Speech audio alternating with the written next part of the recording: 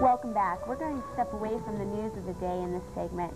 We are going to take a look ahead to the upcoming general election, so we turn over our coverage now to Mark Despotakis in the newsroom. Well, thank you very much, ladies. The general election in Pennsylvania is next Tuesday, so we're going to use the next few minutes to give you a preview of what to expect. We start our coverage tonight with a look at what you can expect to see on the ballot when you walk in next week. Our Julie Lopuh has the preview. So what can you expect when you walk in to vote next Tuesday? Here is a look at what you'll see on the ballot. Everyone in Pennsylvania will be choosing statewide judges. Running for Supreme Court are Mike Eakin and Kate Ford Elliott.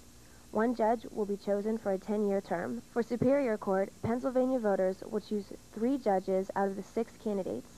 The term for a judge of the Superior Court is also a 10-year term. And for Commonwealth Court, voters will again choose 3 candidates out of the 6 running. As with the other judge races, this is a 10-year term.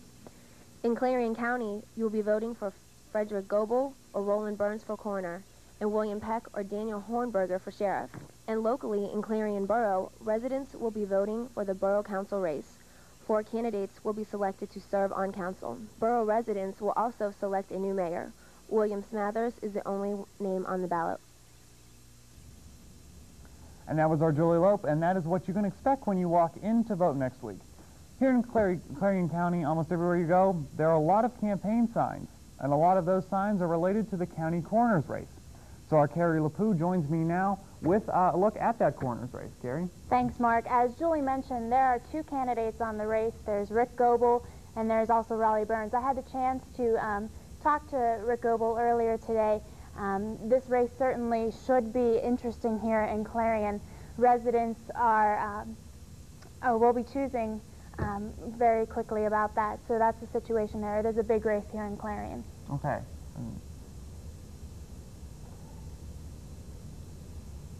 The race in Clarion County is considered one of the biggest and most talked about this year. Everywhere you look, you see Burns and Goebel signs. In an interview with Rick Goebel, he told me why he should be elected. I've got a great deal of experience in the area. Also my education experience, as well as my training as coroner, all come into play when you want a professional coroner. Goebel also talked about changing the way that families are notified in the event of a death. Well, the first issue is the actual operation of the coroner's office. What I'd like to change is the way that the coroner notifies the families. I will notify or use state police to notify the families rather than local funeral directors. And I think this is important because there could be a conflict of interest. Also, Goebel mentioned why he thought the coroner's race is one of the biggest in the county. It shouldn't be. It's a coroner's race. And but the coroner's office really shouldn't be a major ticket. Actually, I think it should be a appointed position. I don't think it should be an elected position at all. Well, while I had the chance to interview Rick, I was unable to interview Raleigh Burns. He declined an interview with TV5, but he is also considered the current coroner of Clarion County right now. Okay, thank you very much, Carrie. So that is the coroner's race, and it certainly should prove to be an interesting one. Residents will also be choosing 4 council members out of the 6 that are running. Now, the interesting dynamic of this race is that 3 candidates are already on borough council, and the other 3 are no strangers to borough government. I talked with all 6 candidates this week about why they should be elected to a position on council. I think council should be the visionary part of the whole organization, and I would like to see us expand our vision of, especially in the recreation area and in the development area.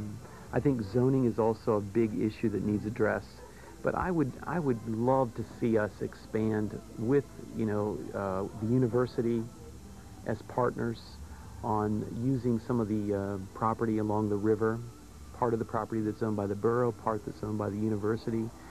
I think the first priority of any governmental person today is to kind of see that we join efforts with the other regions on securing the the safety, assuring the safety of the people in view of what has happened September 11th, and that is very important. We do have an emergency manager countywide, and we do have a plan, but that plan that was put into effect couldn't possibly reach the concerns that we have today. If elected, I'd like to look seriously at possible merger or regionalization of some of the borough services. The borough offers a lot of services that really are for more than just people in the borough, such as the library, police, fire protection, that type of thing. I think these areas have to get stronger, but we need more of a regional base. Now, some of them already receive some regional support, like the fire department, but we really need to look at recreation.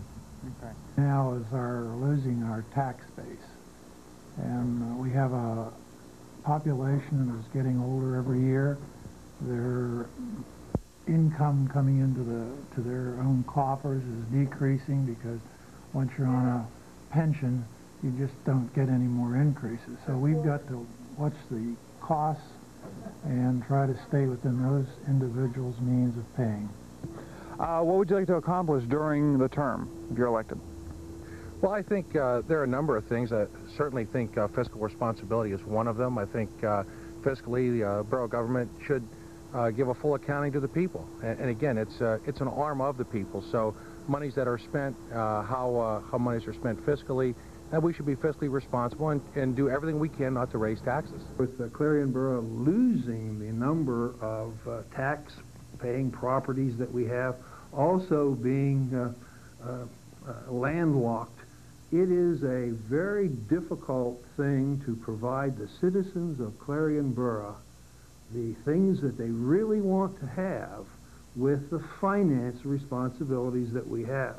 So it is my intent to make sure that the citizens of Clarion Borough have exactly the type of government that they truly deserve.